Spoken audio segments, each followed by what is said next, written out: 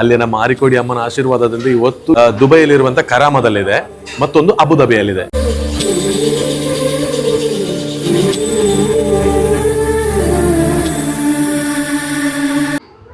ಅಂದರೆ ಬಾಯ್ಲ್ಡ್ ರೈಸಲ್ಲಿ ಮಾಡಿರುವಂಥ ಸೇಮಿಗೆ ಇದು ಫಸ್ಟಿಗೆ ಟೇಸ್ಟ್ ಒಳ್ಳೆ ಹಸಿವಾಗಿದೆ.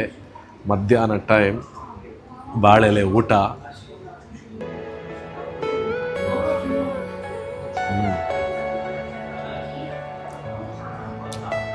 Super. You are my personal dream.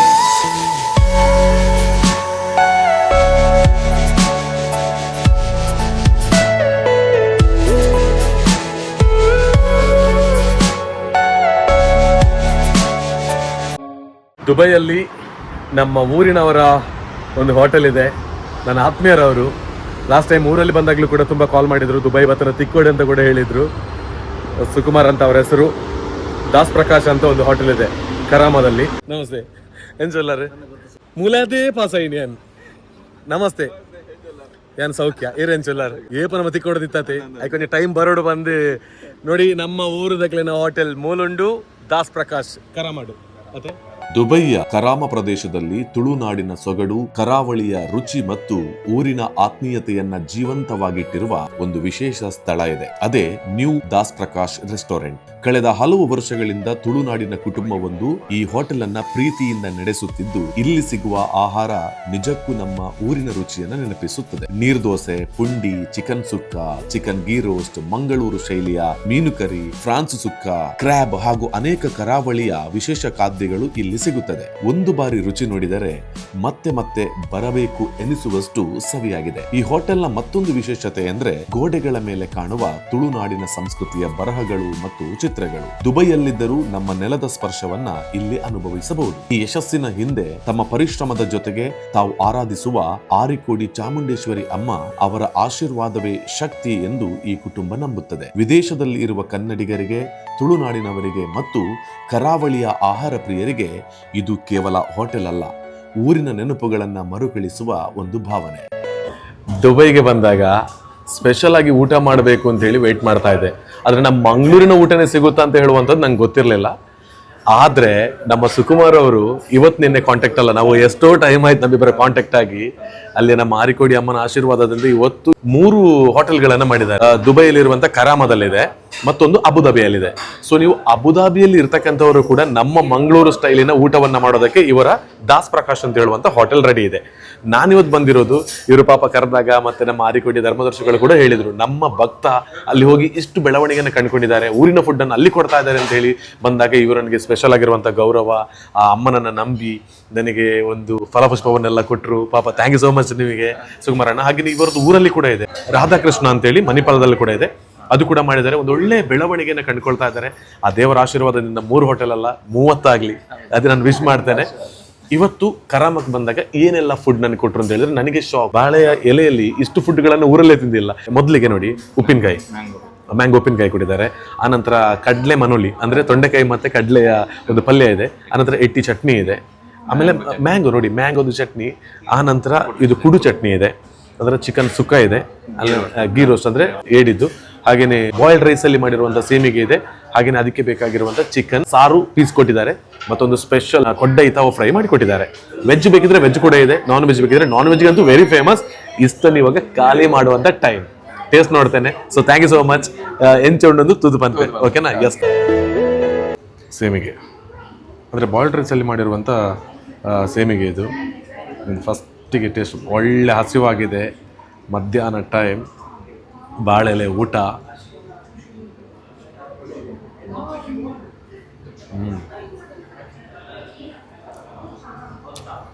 Super. ಸೇಮಿಗೆ ಇದಾದ್ಮೇಲೆ ಮತ್ತೊಂದು ತಗೋಬೇಕು. ಬಾರೆ ಡ್ಯಾತಲ್ಲಿ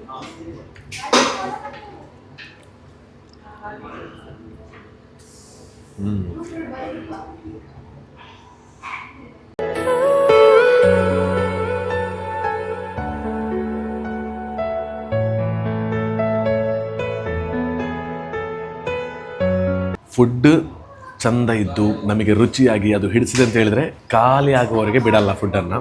ಸೇಮಿಗೆ ಚಿಕನ್ ಸಾರು ಮಾವಿನಕಾಯಿದು ಚಟ್ನಿ ಅಂತ ಹೇಳಿದ್ದಾರೆ.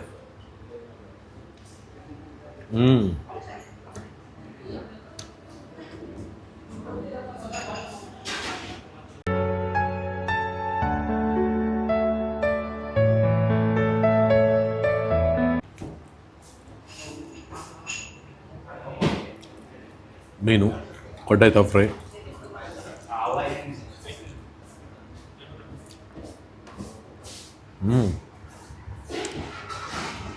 ಮೀನು ಮಾತ್ರ ನೆಕ್ಸ್ಟ್ ಲೆವೆಲ್ ಇದೆ, ಸೂಪರ್. ಲೆಮನ್ ಡೈಲಿ ನಮ್ಮ ಮೀನು ಅನಿಸ ಮಲ್ಪನಾಗಲಿ ಅವಳು ಮಧ್ಯಾಹ್ನ ಆಲ್ಮೋಸ್ಟ್ ಮೀನೇ ಒಂದು ಮಾತ್ರ ಸೇಮ್ ಅಲ್ಪದನ್ನೇ ಟೇಸ್ಟ್. ದುಬೈಯಲ್ಲಿದ್ದು ಊರದ ಫುಡ್ ಮಿಸ್ ಮಾಡ್ತಂದುಲ್ಲಾರ ಪಂಡ ಖಂಡಿತವಾದ್ಲ Nikhil ಬರೋದಿಲ್ಲಾರ, support ಮಾಡ್ತಂದಿಲ್ಲಾರ, ಒನಸ್ ಮಾಡ್ತಂದಿಲ್ಲಾರ.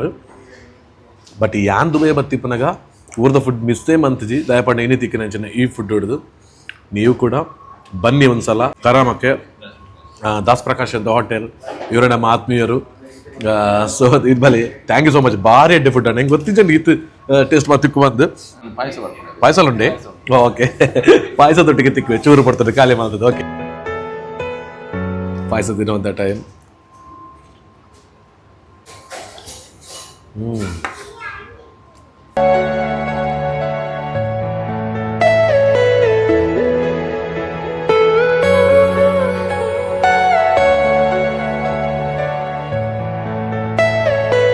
Are you all my personal dreams? ನಾನಿಲ್ಲಿ ಬಂದು ತಿಂದಷ್ಟು ನನ್ನ ಇವರು ಬಿಡ್ತಾ ಇಲ್ಲ. ಸೊ ಊರಿದ ಫುಡ್ ಅಂತ ಹೇಳಿ ಕೊಡ್ತಾನೆ ಇದ್ದಾರೆ. ಗಡ್ಬಡ್ ಕೂಡ ಬಂತು, ತಿನ್ನುವ.